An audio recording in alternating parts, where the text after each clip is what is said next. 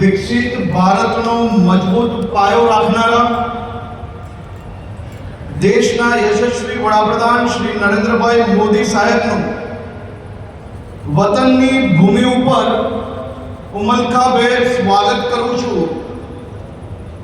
સાથે જ મંચ પર ઉપસ્થિત ગુજરાતના લોકપ્રિય મુખ્યમંત્રી આદરણીય શ્રી ભૂપેન્દ્રભાઈ પટેલ સાહેબ, ગુજરાત વિધાનસભાના સન્માનીય અધ્યક્ષ શ્રી શંકરભાઈ ચૌધરી સાહેબ, ગુજરાત પ્રદેશ ભારતીય જનતા પાર્ટીના પ્રમુખ શ્રી જગદીશભાઈ વિશ્વકર્માજી, મંત્રી મંડળના મારા સૌ સાથીઓ, અહીં પધારેલા મારા વહાલા ભાઈઓ અને બહેનો, આદરણીય મોદી સાહેબના માર્ગદર્શનમાં ગુજરાત અને દેશ નવી ઊંચાઈઓ સર કરી રહ્યું છે।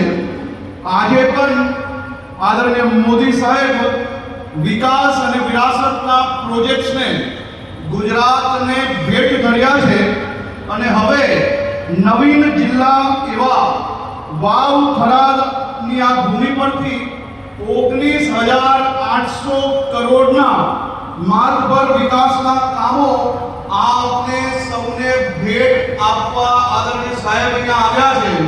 ત્યારે આદરણીય સાહેબનું હું ગુજરાતના સૌ નાગરિકો વતી ખૂબ ખૂબ આભાર માનું છું। આજે પાટણમાં રાણીની વાવ અને વડનગરમાં 3D મેપિંગ શોની આપની પ્રાચીન વિરાસતને આધુનિક ટેકનોલોજી દ્વારા જીવંત રાખવાના એક નવા આયામો આજે અહીંયાથી લોકાર્પણ કરવામાં આવવાના છે। આજે મારે ઉત્તર ગુજરાત અને ગુજરાતના સૌ નાગરિકો વતી આપના લોકપ્રિય પ્રધાનમંત્રી આદરણીય શ્રી મોદી સાહેબનો દિલથી આભાર માનું છું। સાહેબ, આપે આપના ગુજરાતના મુખ્યમંત્રી કાર્યકાળ દરમિયાન ગુજરાતના છેવાડાના ગામો સુધી રોડ હોય, પાણી હોય, વીજળી પહોંચાડવાનો એ સમયે આ સંકલ્પ એ લોકોને સપનું લાગતું। તમે સંકલ્પ લીધો કે સાહેબ આજે બનાસકાંઠા, વાવ થરાદ જિલ્લો, કચ્છ જિલ્લો એ આપનો જીવનભર આભારી રહેશે।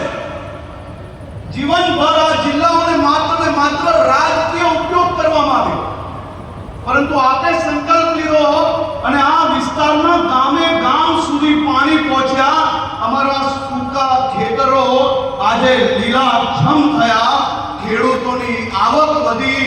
સાહેબે આપના માર્ગદર્શનમાં ગુજરાતની અનેક ડેરીઓને, ખાસ કરીને બનાસ ડેરીમાં એક પછી એક મહત્વનો બદલાવ આવ્યો અને બદલાવ આવવાના કારણે આજે આ બનાસકાંઠા, વાવ થરાદ જિલ્લાના પશુપાલકોની આવક વધી। આપનું જે સંકલ્પ હતો, આપનું જે વિઝન હતું કે ગામમાં જ પરિવાર એક સાથે રહી શકે, મહિલાઓ સશક્તિકરણ થાય, આ બધા જ આપના વિષયો પર બનાસકાંઠામાં અદ્ભુત કામગીરી થઈ। આજે મારે કહેવું છે કે આજના સમયે જ્યારે દુનિયાભરમાં ગામોથી શહેર તરફ લોકો વળી રહ્યા છે, ત્યારે આપના આ કાર્યના કારણે, આપની અથાગ મહેનતના કારણે આ ઉત્તર ગુજરાતના બનાસકાંઠા, વાવ થરાદ જિલ્લામાં શહેરમાંથી વસ્તી પાછી ગામ તરફ વળવામાં કદાચ એશિયામાં નંબર 1 જિલ્લો એ આપણો મોટો બનાસકાંઠા જિલ્લો થયો। 1947માં આપણે આઝાદી મળી ગઈ। આઝાદીના લડવૈયાઓએ અનેક સપના જોયા હતા। આઝાદીના વર્ષો વર્ષ વીતી ગઈ છે। 2014માં આ દેશને એક એવા વડાપ્રધાન મળે છે કે જેને આઝાદીના લડવૈયાઓના સપના એક પછી એક સાકાર કર્યા। આઝાદીમાં અનેક સહારકોના સપના હતા કે મારા દેશના પ્રત્યેક નાગરિકો ઝૂંપડા, કાચા મકાનમાંથી પાકા મકાન તરફ વળશે। મારે આદરણીય મોદી સાહેબને આભાર માનવો છે કે આઝાદીના સમયના એક પછી એક બધા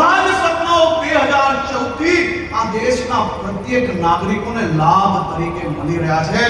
આ કાચા મકાનોમાંથી પાકા મકાનના સપના સાકાર કરનાર બીજું કોઈ નહીં, આપના પોતાના નેતા મોદી સાહેબ.